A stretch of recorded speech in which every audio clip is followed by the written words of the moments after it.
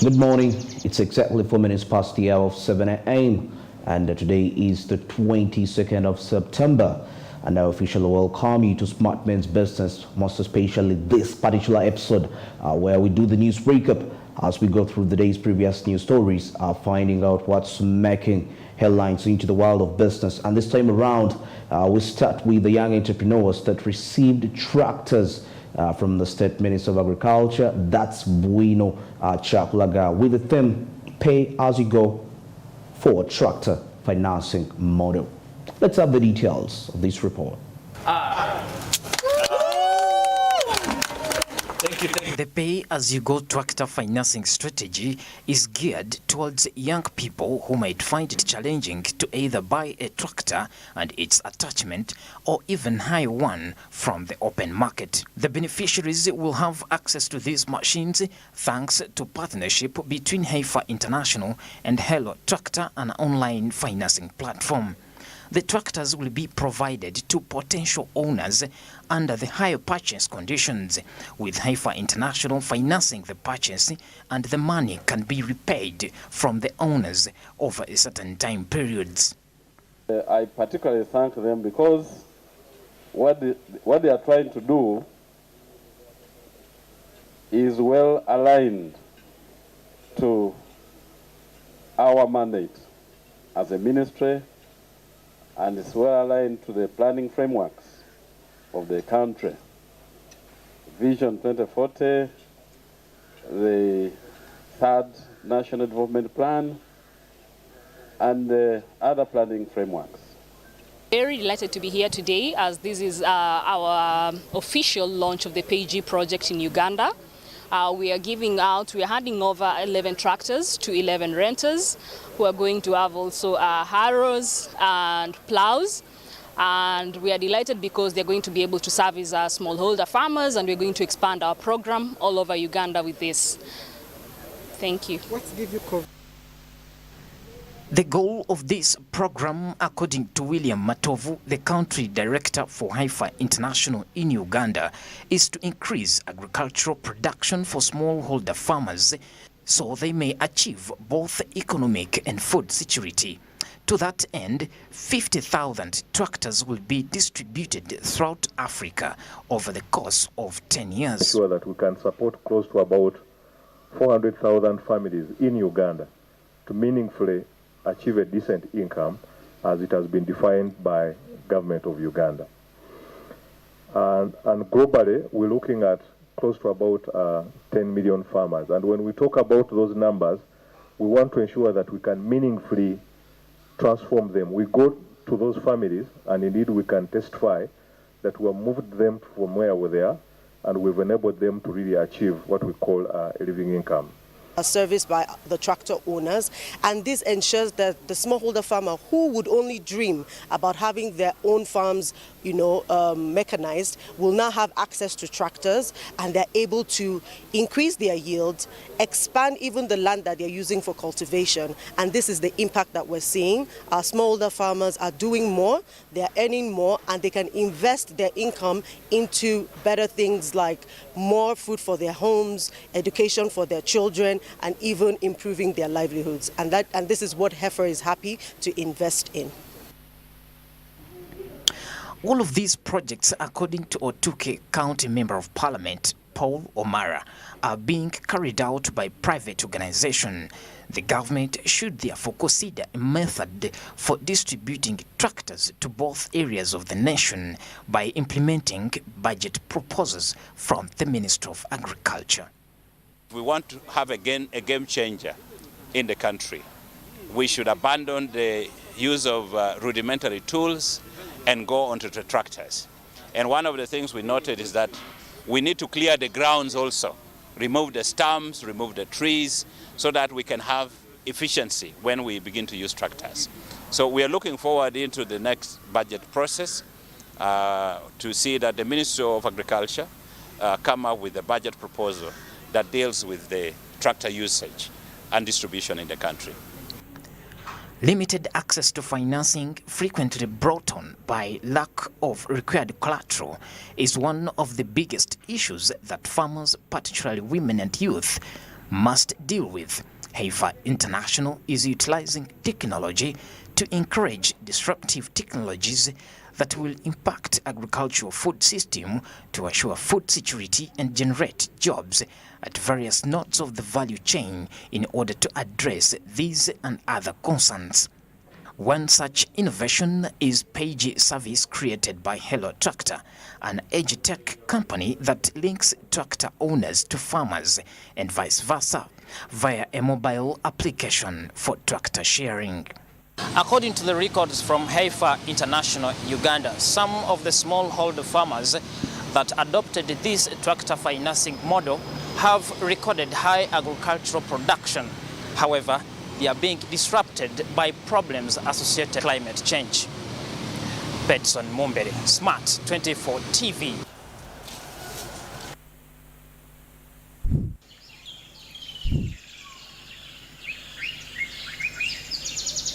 The young entrepreneurs receive tractors. That's from the State Minister of Agriculture, Honorable Bueno Chakwaraga, who also introduced the Pay-As-You-Go tractor financing scheme that's in Uganda. This project's goal is to increase smallholder farmers on farm productivity so that they may achieve food security and respectable that's incomes through distribution of 50,000 tractors across the African continent over a 10-year period. So the aim is to mechanize the farmers, small-scale farmers, to mechanize small-scale farming. That's to ensure that farmers can actually effectively exploit that's the money economy away from the subsistence kind of farming. Okay, and now away from that, let's cross over to tax incentives. Today we examine the relevancy of tax holidays and their implications to the growth and development of the economy. Let's have the details of this report. Exporters that ship at least 80% of their produce as finished items are eligible for a 10-year tax vacation, subject to a few requirements. The Investment Code Act uses the Uganda Investment Authority to seek investor credentials. Tax incentives are exceptions, credits, or deductions that lower a company's tax obligation to the government in return for making specific decisions. They are a means of enticing entrepreneurs, corporations, and everyday citizens to invest in projects that will benefit the country. The incentives, there were good incentives for investors to attract both local or domestic investors and foreign investors. Actually, the incentives are the same, although Ugandans often believe that they are different for foreigners, but it's not true. We have only one set of incentives that are given to investors. So we have a tax holiday for certain sectors and for like value addition, like investing up country. If you're up country, we really want to attract people not to all come into Kampala. So there were some incentives for investing up country. You can get a tax holiday if you are value adding manufacturer, if you are in ICT. So there are some sectors that government prioritizes and the attractive incentives in those sectors. We have the investment incentive requirements that these investors are supposed to be getting. Over the years, we have also been wondering who are these investors that qualify for the incentives. Now the new act streamlines that process, the requirements. We know that they have established a minimum investment requirement, capital requirement, for one to qualify for these incentives if you're a foreigner. And the way they define a foreigner investor is that you're a person who is coming from a non-East African country, state, or a company that is incorporated by the laws outside the East African community. So if you're a foreign investor, probably you require a minimum capital investment requirement of about 10 million US dollars. And if you're a local investor, then you also required to have that minimum investment requirement of $300,000 US. That is equivalent to about $1 billion Ugandan shilling. Stakeholders highlight how investors can have access to tax breaks based on specific industries, what should be included in the Investment Act, and the obstacles that come with the tax holiday incentives. A big investor investing millions and millions of dollars, and you are going to provide either many jobs or services, or you're going to increase Uganda's exports, then they're willing to give you a 10-year tax holiday if you are really going to benefit the nation. Yeah. So you have a tax holiday. Yes, you're not paying taxes, but you're creating jobs. You are value adding. You are, manufacturing.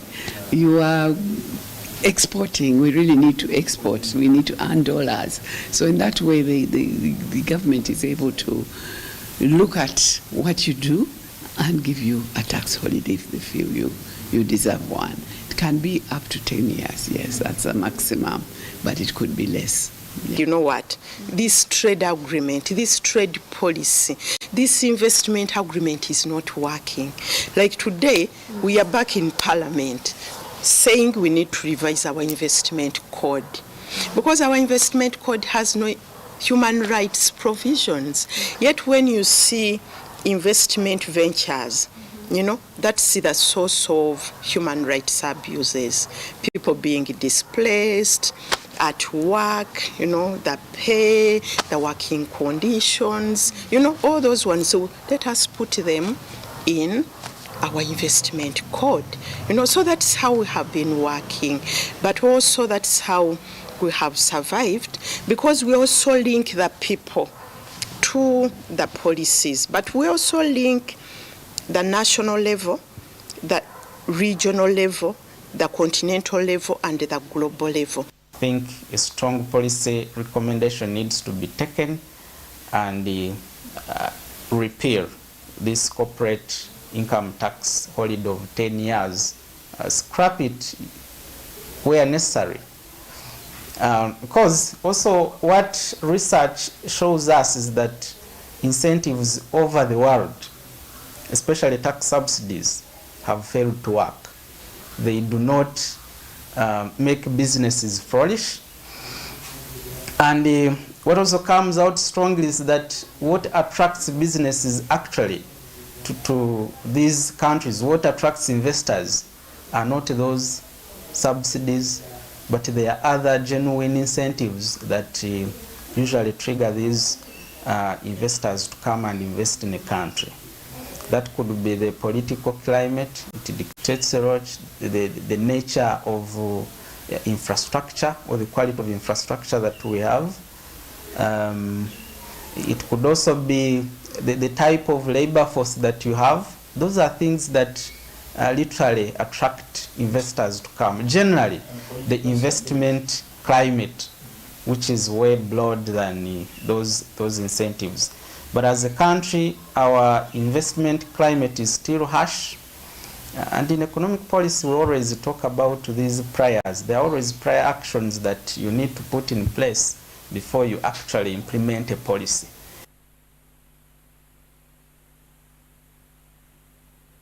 For many years, the government has been offering tax holidays to both local and foreign investors. These tax incentives help our investors develop our own country through their businesses. Stakeholders advise the Ugandan investors to have access to these tax incentives, for they are very helpful. They also urge the government to work on the other means that attract investors in our country. For instance, improving on infrastructure and working on political stability.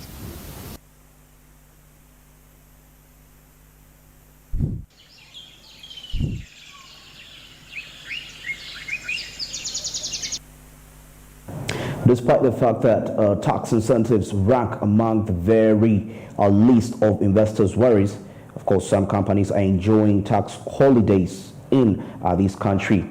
Yet the cost of these tax incentives must be paid for by, of course, somebody, a citizen out there to pay for this. And that's why we decided to delve deep into understanding what the tax incentives are. And these are both for foreign investors and domestic investors at large, to cut down the cost of living, the cost of production, and increase quality of the services that are delivered to the local market and also the export market. And now let's cross over to Uganda and the nation of Israel as they sign a memorandum of understanding. What does this entail? Let's have the details of this report. Mrs. Rosette Biengoma, the Permanent Secretary for the Ministry of Defense and Veterans Affairs, signed on behalf of the government of Uganda, and Mr. Asaf Deville on behalf of Israel Defense Force. By doing this, the two nations hope to improve on their security cooperation. The Ministry of Defense and Veteran Affairs appreciates all the support the government of Israel has extended to the government of Uganda from the time the relationship of our two countries were normalizing. In the defense and the security sector, we have achieved a lot together in the last almost 3 decades. Biengoma commended the Israel government for backing Uganda's plan for social and economic reform and said that Israel has been crucial in enhancing Uganda's air defense capabilities. She praised Israel for helping the Uganda People's Defense Force, UPDF, training, providing cut-edge gear, and providing opportunities for technological transfer so they could deal with the new threats facing the world, including terrorism, cybercrime, the surging youth population, and environmental problems, among others. Israel has helped us to strengthen our different branches of the military, but more especially in the Air Force and air defense. Your invaluable expertise and support have to a great extent made our airspace safer, and for this we are very grateful. Apart from the support to Air Force and air defense, our infantry units have also benefited from your decades-long experience, both in training, supply of equipment, and technological transfer. Delegates from CBAT pledged to uphold the long-standing tradition of collaboration in defense and security. The Israel government and the UPDF have traditionally worked together on projects involving training, gathering intelligence, managing airspace, and guarding borders, among others.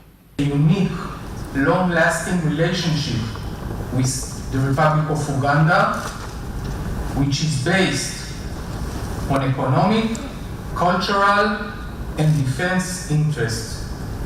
It's a great opportunity for us again to come here and to put our relationship into a frame, but this MOU, which took us a bit of time, but that's behind us, and we are looking forward.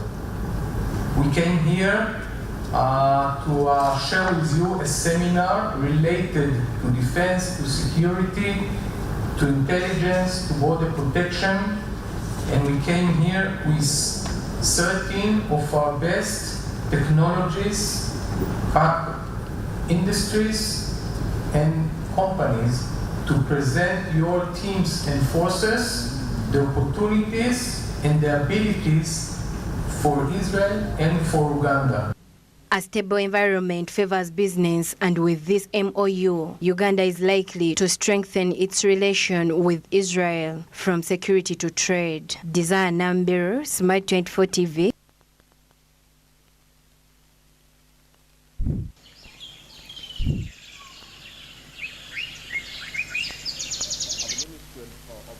And veteran main officers, that's in Mbuya, Kampala, Uganda, and the government of Israel signed a memorandum of understanding.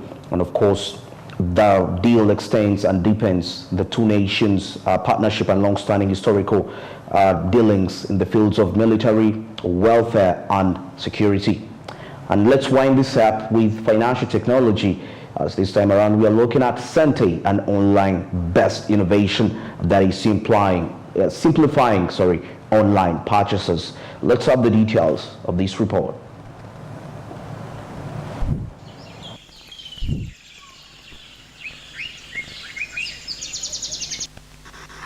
90% of businesses continue to use manual cash, checks, and other paper-based solutions. A cashless society might offer low-cost, straightforward, and creative solutions for businesses throughout Africa that deal with petty cash, travel, per diem, meals, reimbursements, and disbursements, given the quantity of cash that is already in circulation in the nation. EcoBank and a fintech, Zente, are collaborating to create a real and virtual Visa card that will allow greater flexibility in online purchases. According to the Visa Vice President, this card can be used generally and will make simple solutions for business owners to manage cash flow. Spend management, I can tell you, it's a nightmare for the small businesses, but also for the corporates. Not only for it's not only an issue of dissociating your business spend from your personal spend, but it's also a massive challenge for the corporates in our region. Revenue growth is always key focus for most business leaders and corporates. Management of cost is equally just as important because there cannot be no profit recognition without prudent spend management. Zente was receptive when asked about how this Visa card differs from the freshly designed one. I think the answer to that one, all businesses spend money, right? Whether it's a hospital, whether it is a garage, whether it is a shop, all businesses spend money, right? But when businesses spend, they have to keep track of that spend, right? And today when you use cash and paper, it's very hard to keep track of that spend. But with this product that we've brought, the card helps businesses spend and keep track of that spend. And the Zente card, it's actually very different from a bank card. You have much control over when it works. Like you can set limits on where you can use it to make a payment, and like the amount you want to spend. So it's more flexible and have the whole control with you for this card.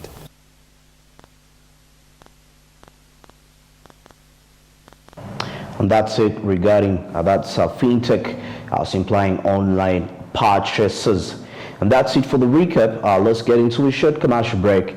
We'll return with the press review, and of course we shall cross over across the borders to see what's happening in the world of business internationally, and we shall wind up the hour with the business tips and quotes. Let's get into a short commercial break. We'll return. Good morning.